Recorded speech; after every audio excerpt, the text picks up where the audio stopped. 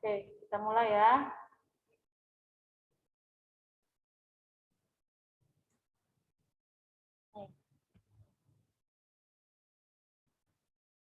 Aduh.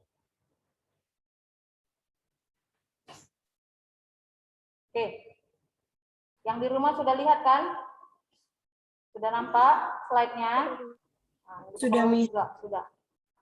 Oke, jadi ciri makhluk hidup yang sudah kalian pelajari, ya. Makhluk hidup itu seperti manusia, hewan, dan tumbuhan, ya kan? Berarti ketiga ini makhluk hidup memiliki ciri-ciri yang udah kalian pelajari. Pertama, bergerak, ya. Yang pertama dipelajari sudah bergerak. Bahkan tumbuhan juga yang kalau kalian lihat itu seperti tidak bergerak, nyatanya bergerak, ya kan? Pergerakan tumbuhan bagaimana? Ada yang tahu pergerakan tumbuhan? Hah? Yang di sekolah? Yang di rumah? Gimana pergerakan tumbuhan? Bertumbuh tinggi ke atas, ya kan? Bertumbuh akarnya juga ke bawah mencari sumber air dan zat mineral. Lalu pernah lihat tumbuhan yang dia di mana ada matahari dia akan membelok ke sana. Pernah lihat batang tumbuhannya meren? Nah, itu dia pergerakan tumbuhan. Tumbuhan juga bergerak. Lalu kalian sudah mempelajari memerlukan makan. Yang ketiga, peka terhadap rangsangan, ya. Contohnya peka terhadap rangsangan kalau manusia gimana? Ada yang tahu? Kalau manusia peka terhadap rangsangannya bagaimana? Yang di sekolah? Coba. Yang di rumah?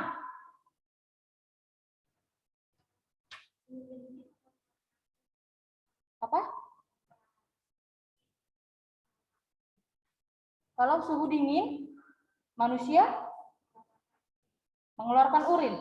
Itu peka terhadap rangsangan. Nanti kita pelajari ya. Contohnya, rangsangan misalnya kalau sinar matahari sedang terang di luar. Bisa nggak kalian lihat? Tidak kan? Pasti kita akan menutup mata. Itu termasuk peka terhadap rangsangan, ya.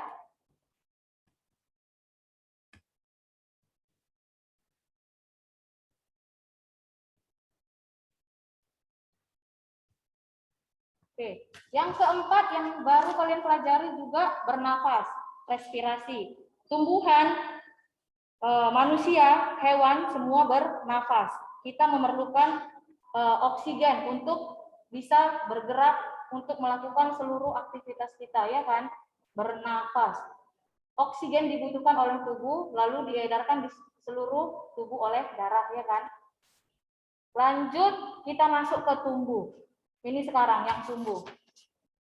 Coba yang di rumah baca Jesiota, yang tumbuh.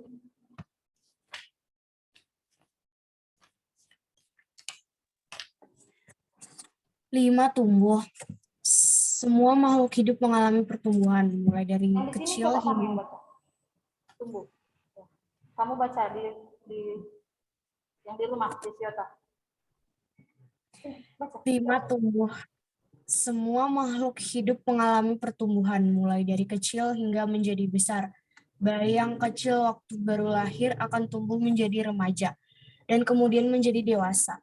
Anak hewan yang semula kecil lambat daun tumbuh menjadi besar seperti induknya, seperti biji yang ditanam akan tumbuh menjadi kecambah, dan kemudian menjadi tanaman yang lebih besar. Dengan kata lain, tumbuh merupakan pertambahan ukuran yang tidak dapat kembali lagi ke ukuran semula. Pertambahan ukuran tersebut terjadi karena adanya penambahan jumlah dan pembesaran sel-sel penyusun tubuh. Untuk tubuh, makhluk hidup memerlukan makanan atau nutrisi. Dan dari makananlah makhluk hidup mendapatkan energi dan zat penyusun tubuh. Oke.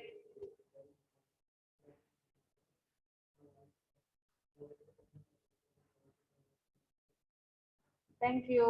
Nah, tumbuh ya.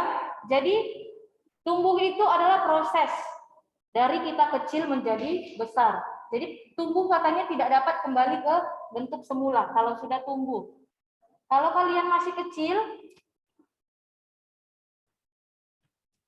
nih baru lahir dari kecil, dikasih makan, bernafas, dikasih minum, akan bertumbuh, ya kan? Dan pertumbuhan itu tidak dapat kembali ke bentuk semula. Ini dari 0 sampai 1 tahun. Kita semakin bertumbuh, dari 1 sampai 2 tahun, badan kita semakin tinggi, terjadi pertambahan lebar, ya. Seluruh sel-sel tubuh kita juga mengalami pertumbuhan, ya.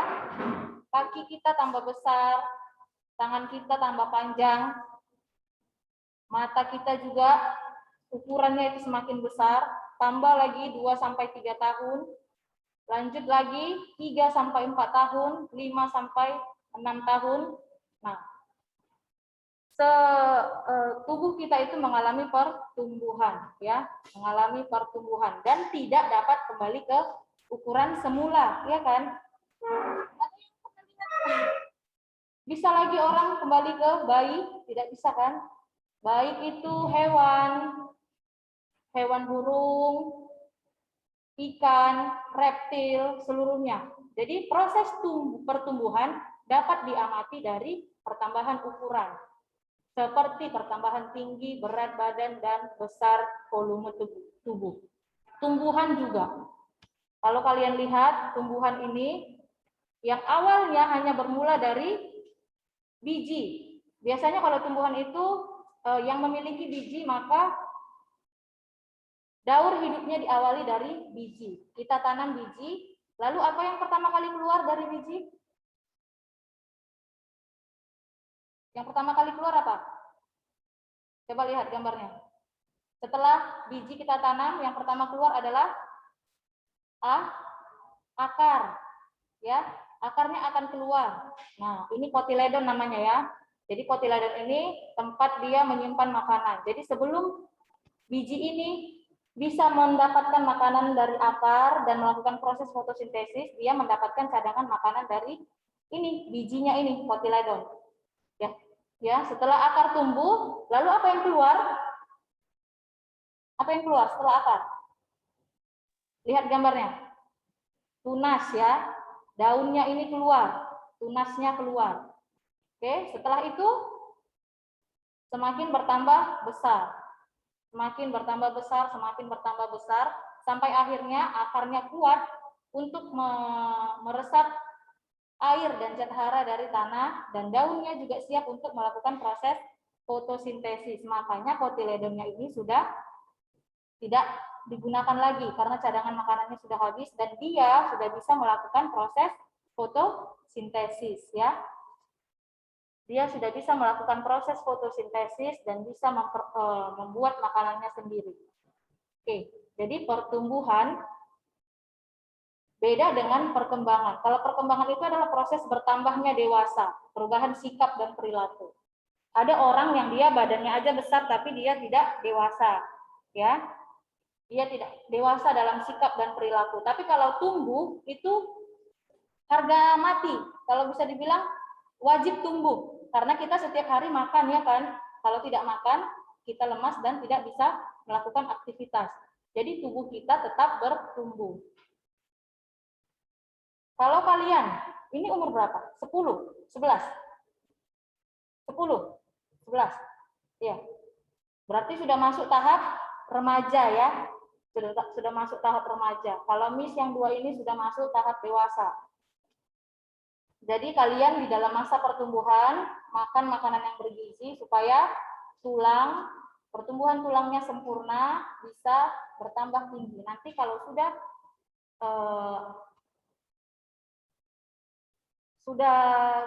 misalnya memasuki usia 25, pertumbuhan kita sudah tidak bisa lagi. Ada batasnya, ya. Tulang kita sudah berhenti bertumbuh, jadi udah sampai di situ saja. Oke, jadi nih tumbuh pada tumbuhan. Proses tumbuh pada tumbuhan misalnya dapat diamati dari perubahan ukuran. Misalnya mulai dari kecambah yang bertunas, kemudian memiliki daun, sehingga batangnya bertambah tinggi, besar, dan bertambah rimbun. Coba, pernah makan rambutan? Pernah kan? Batunya sekecil apa? Kecil sekali kan? Pernah lihat pohon rambutan? Pernah kan? Besarnya sebesar apa? Nah, itulah proses tumbuh. Dari yang sangat kecil seperti itu bisa menjadi sangat besar. Oke? Ada yang bertanya tentang tumbuh? Tumbuh merupakan pertambahan ukuran tubuh yang tidak dapat lagi kembali ke ukuran semula. Kalau kalian lihat di buku, di sana ada hewan, kucing dari yang kecil. Ya, ada juga hewan yang mengalami daur hidup. Hewan apa yang mengalami daur hidup? Ada yang tahu? Daur hidup. Biasanya itu yang mengalami daur hidup adalah serangga, ya. Dia lahirnya telur, misalnya kupu-kupu, lahirnya telur, lalu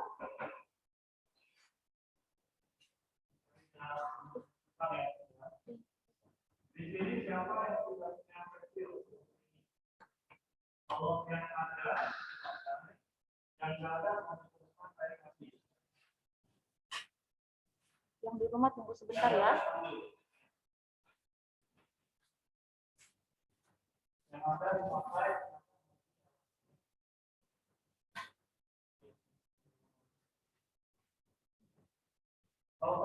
Ini yang di rumah ada yang mau ditanya? Miss mau nanya. Ya. Kalau misalnya dia memiliki kelainan genetik, jadi nggak bisa tumbuh gitu, gimana, Miss? Oh, berarti itu memang udah terjadi kelainan ya, beda. Memang tubuhnya tidak akan bertumbuh lagi. Dia tetap makan tapi tetap badannya karena sudah ada sakit ya. Jadi itu sebenarnya dia makanannya itu tetap untuk proses pertumbuhannya, tapi tidak akan bertambah ukurannya. Badannya tidak akan bertambah besar lagi, dia tetap kecil. Makanya ada orang kerdil ya kan? Ada orang kerdil, seperti ada artis juga yang kita tahu, dia kerdil, badannya itu tidak bertambah atau tidak bertumbuh, karena memang ada kelainan genetik. Jadi di dalam tubuhnya itu tidak ada pertambahan tinggi badan, atau besarnya tidak bertambah lagi, jadi dia tetap pada ukuran itu. Ya. Ada lagi yang mau ditanya? Vanessa, ini kenapa semua off kamera ini? David, Vanessa, Glory. Glory? Ya, Miss? Ada yang mau ditanya? Tidak? Oke, tunggu sebentar ya. Kita lanjut. Jadi tumbuh. Kalian sudah memasuki tahap dewasa. Tahap remaja maksudnya. Kalian sudah meninggalkan tahap anak-anak. Ya. Dari Supaya kalau saya takut terus di dalam mendadak kan, kalau kita ada yang juga bisa dimakan tangan ibadah, mereka bisa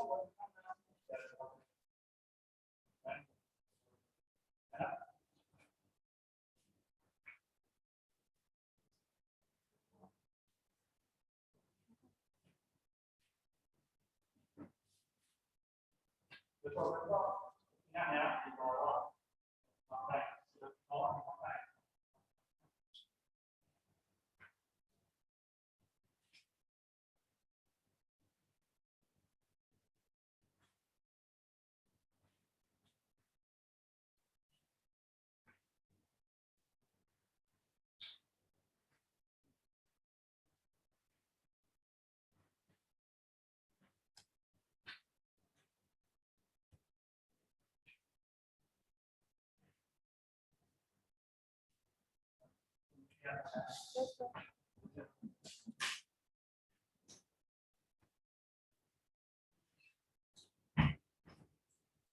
Oke. Jadi tumbuh sudah ya. Yang mengalami pertumbuhan adalah makhluk hidup. tidak makhluk hidup dia tidak akan bertumbuh. Selanjutnya mengeluarkan zat sisa. Nah, ini zat sisa. Kalau kita makhluk hidup kita harus mengeluarkan zat sisa. Karena apa? Setiap hari kita ada yang dimakan kan? Ada yang dimakan, pasti harus ada yang dikeluarkan. Tidak semua yang kita makan itu 100% diserap tubuh. Harus ada yang dikeluarkan sebagai zat sisa atau sampah. Ya, zat sisa atau sampah harus dikeluarkan dari dalam tubuh agar tidak mencemari tubuh dan mengganggu sistem kerja tubuh. Nih, kalau di buku kalian, coba dibaca. Ini kamu yang di sini. Yang di rumah coba bukunya si Glory, baca, mengeluarkan zat sisa. 6. Mengeluarkan zat sisa, ekskresi. Setelah berolahraga, tubuhmu berkeringat. Mengeluarkan zat sisa, ekskresi. Demikian pula saat udara terasa panas, tubuhmu berkeringat.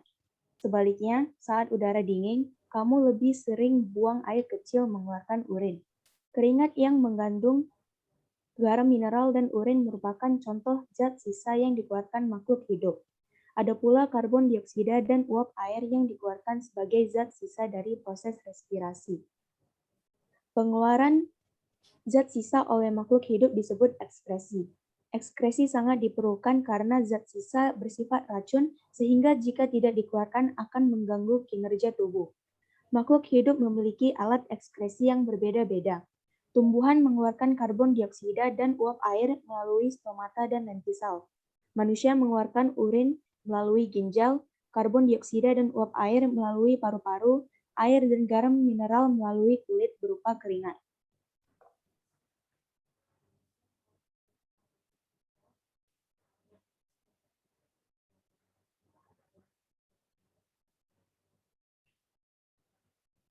Oke, jadi manusia itu mengeluarkan zat sisa.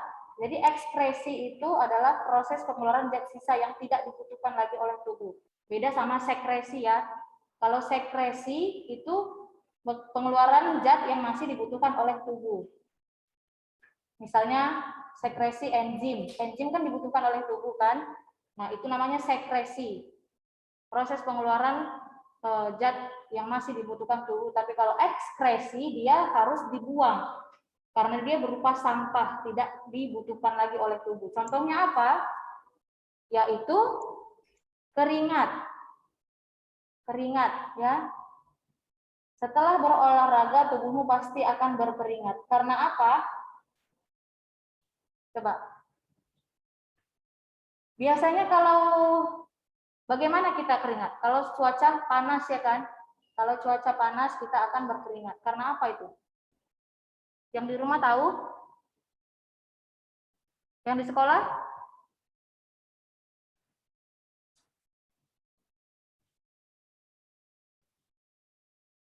Tidak. Sebenarnya itu juga salah satu cara tubuh untuk menjaga suhu tubuh kita ya. Misalnya suhu tubuh di luar sangat panas, maka tubuh kita akan mengeluarkan keringat untuk mendinginkan tubuh.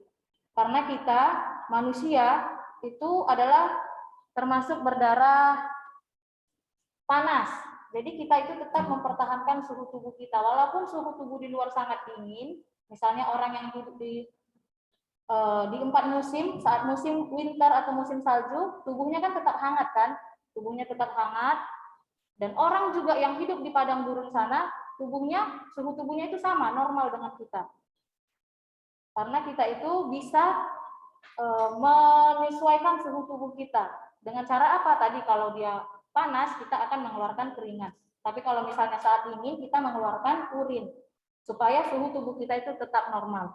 Lalu, urin, pembentukan urin. Ada yang tahu di mana pembentukan urin?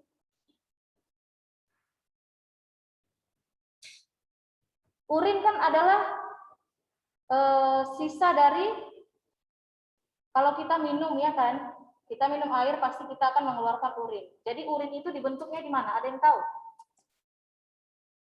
Pembentukan urin terjadi di ginjal ya. Jadi setiap kita darah kita itu akan masuk dan disaring di ginjal. Nanti yang dibutuhkan akan diserap, tapi kelebihan air akan dibuang. Makanya kalau orang yang gagal ginjal itu tidak boleh minum air banyak-banyak. Karena apa? Ginjalnya sudah tidak berfungsi dengan baik. Dia tidak bisa menyaring air lagi dengan maksimal. Ya, makanya mereka harus minum air itu hanya sedikit. Karena ginjalnya sudah tidak bisa berfungsi lagi, tidak bisa menyerap air yang dibutuhkan ataupun pembentukan urinnya tidak sempurna. Jadi urin yang bekas proses kita makan kan, air kan pelarut ya, air itu termasuk pelarut. Jadi kalau makanan kita sudah dilarutkan oleh air, jadi harus dibuang. Karena di urin itu sudah ada kandungan racunnya. Kalau tetap di dalam tubuh itu tidak baik, harus dibuang.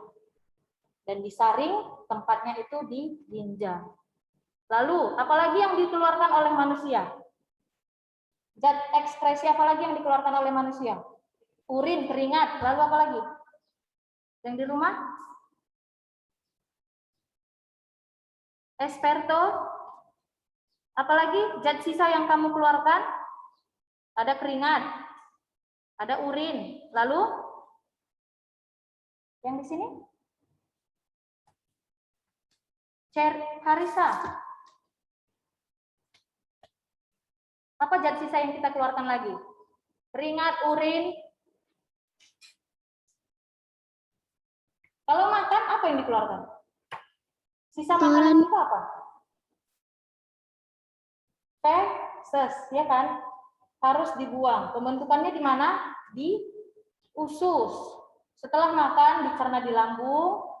Kalau sudah dicerna di lambung dan diserap yang diperlukan, kan akan dialirkan ke usus besar, ya kan? Di usus besar nanti dia akan terjadi proses pembusukan supaya bisa dikeluarkan oleh tubuh. Pembentukan feses. Jadi sisa makanan yang tidak dibutuhkan lagi oleh tubuh akan dibuang. Setelah itu apa lagi? Apalagi zat sisa yang kamu keluarkan? Karbon dioksida, Miss. Enggak, good. Karbon dioksida itu siapa yang jawab? Saya, Miss. Oke, karbon dioksida. Ya, kita harus mengeluarkan karbon dioksida. Kalau kita menghirup oksigen, harus dikeluarkan karbon dioksidanya. Karena karbon dioksida itu setelah kita hirup oksigen dan disalurkan ke seluruh tubuh, nanti karbon dioksida akan dikeluarkan oleh tubuh dari sel-sel kita. Dikembalikan ke paru-paru untuk dikeluarkan kembali. Nah, itu manusia. Kalau tumbuhan, coba baca ini yang di slide. Sedangkan pada tumbuhan, proses ekskresi dapat diamati dengan terbentuknya butir-butiran uap air pada permukaan daun sebagai hasil penguapan air yang terjadi pada bagian stomata daun. Ya, daun juga mengalami ekskresi. Kalau tumbuhan dalam proses fotosintesis dia menyerap air dari akar, jadi air yang diserap itu juga tidak 100% dipakai sepenuhnya untuk proses fotosintesis. Kelebihan air tetap harus dikeluarkan dari daun, ya. Itulah dia terjadi proses penguapan air. Nih, kalau kalian mau melakukan prakteknya ini bisa.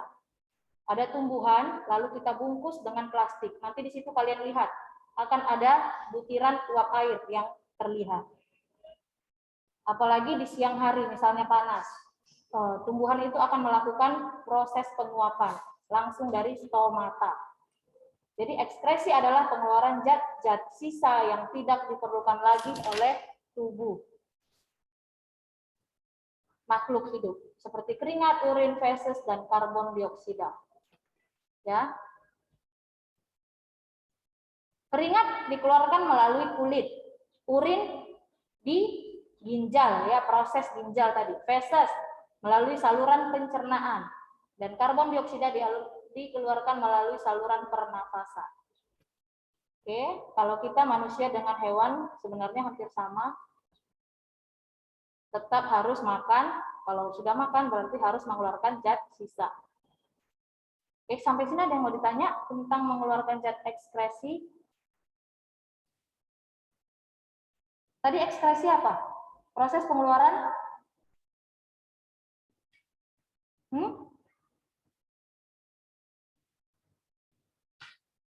Ini kan ada, dibaca. Kok takut? Proses pengeluaran zat sisa yang tidak diperlukan lagi oleh tubuh. Ingat ya, ekskresi. Proses pengeluaran zat sisa yang tidak diperlukan lagi oleh tubuh. Sampah harus dikeluarkan. Feses, karbon dioksida, urin, keringat sudah tidak kita butuhkan lagi sehingga harus kita keluarkan. Oke?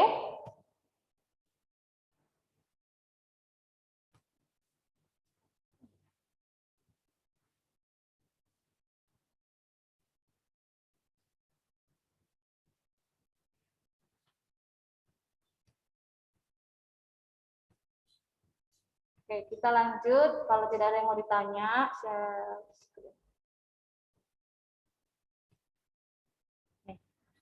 kita masuk ke yang ketujuh, berkembang biak.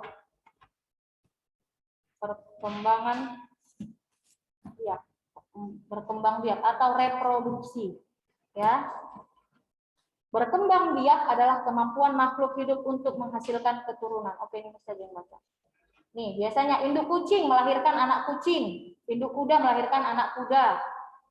Coba perhatikan bukunya. Dari satu individu berkembang menjadi banyak. Itulah yang disebut perkembangbiakan atau reproduksi. Tujuannya apa? Ada yang tahu? Tujuan kita berkembang biak apa? Untuk menghasilkan keturunan, ya kan? Setelah kita hasilkan keturunan supaya apa? Supaya melestarikan keturunan kita supaya tidak punah, ya. Supaya tidak punah, supaya tetap ada penerusnya. Bahkan hewan saja tetap dipelihara oleh pemerintah, bukan hanya di Indonesia, di dunia juga. Apa saja hewan langka sekarang? Badak, ya kan? Badak bercula satu itu termasuk hewan langka. Sekarang sudah ada peraturan pemerintah kalau hewan-hewan langka itu sudah tidak boleh diburu lagi, harus dilestarikan. Ya, badak, harimau Sumatera, orang utan, supaya apa? Supaya mereka tetap berkembang biak, supaya jenisnya tidak hilang. Ya, itu gunanya. Supaya tetap ada di muka bumi. Berkembang biak adalah kemampuan makhluk hidup untuk menghasilkan keturunan. Tujuannya untuk melestarikan keturunan agar tidak punah dan menambah jumlah generasinya. Oke, nah cara berkembang biak itu berbeda-beda. Ya, kalau manusia berkembang biaknya secara kawin, kita sebutnya seksual atau generatif. Di situ ada dua, harus ada jantan dan betinanya. Itu yang dimaksud dengan generatif ya. Generatif adalah dua induk. Tapi kalau tumbuhan misalnya ada yang vegetatif, induknya hanya satu. Nah, kalau yang generatif pada tumbuhan itu contohnya apa? Tumbuhan atau kita sebut dia bunga sempurna. Apa bunga sempurna? Dia memiliki putik dan benang sari, ya. Putik dan benang sari itu adalah sel induk jantan dan betina pada tumbuhan. Jadi dia menghasilkan biji. Dari proses penyerbukan nanti akan dihasilkan biji kan? Itulah, biji nanti akan berkembang menjadi buah. Tapi ada juga tumbuhan yang dia dikatakan perkembangbiakannya melalui vegetatif, induknya satu. Contohnya apa? Di buku ada gambarnya. Melalui tunas. Jadi induknya hanya satu saja, dia akan tumbuh keluar dari tunasnya. Ya. Kalau yang tumbuhannya itu bertunas itu termasuk perkembangbiakan secara aseksual atau vegetatif. Jadi tidak kawin. Kalau tumbuhan yang kawin yang bagaimana tadi Miss katakan? Hah? Yang memiliki putik dan benang sari, ya. Putik dan benang sari. Benang sari itu adalah alat kelamin jantannya, putik alat kelamin betinanya. Jadi nanti dibantu oleh serangga, terjadilah proses penyerbukan. Tidak ada gambar. Oke. Manusia, hewan, nah biasanya berkembang secara generatif. Kita wajib ya generatif. Nih, dari sel induk jantan dan sel induk betina akan dihasilkan, nanti bertemu akan dihasilkan embrio. Oke? Pokoknya makhluk hidup itu akan melakukan perkembangbiakan atau bereproduksi. Itu cirinya yang ketujuh. Ada yang ingin ditanya sampai sini? Tidak? Paham?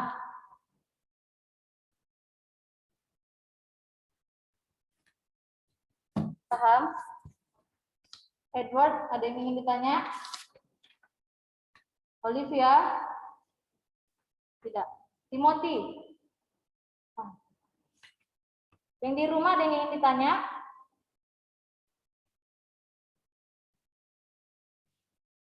Casey Indra?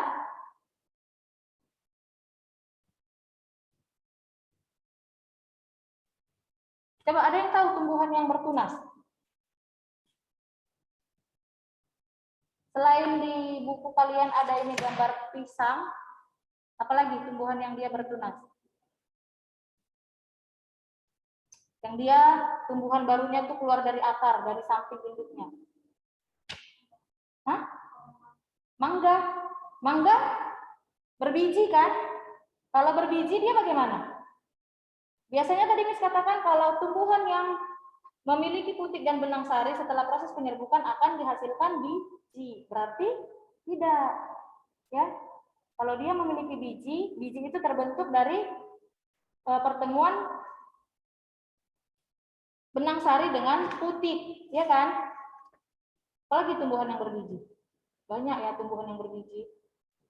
Mangga, rambutan. Makanya rambutan kan ada bunganya. Sebelum dia berbuah kan berbunga dulu kan. Mangga juga. Nah itu termasuk pertumbuhan yang generatif karena dia memiliki benang sari dengan putik. Ya, ada sel kelamin jantannya dan betinanya akan bertemu. Yang bertunas, yang generatif itu, vegetatif itu dia hanya memiliki satu induk saja. Tidak ada perkawinan. Contohnya apa?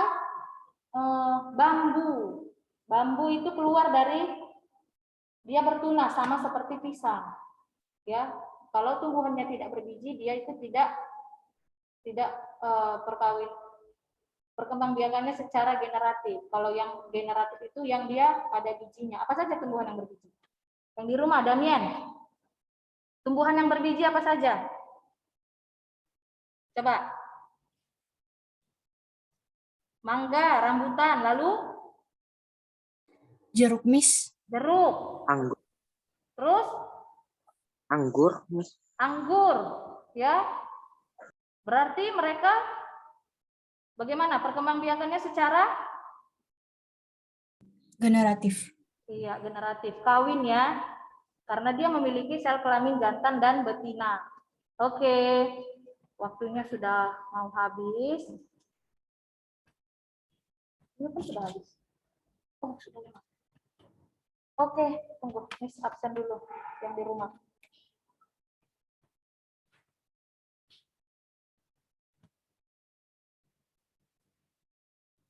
Baik, pertemuan kita sampai di sini.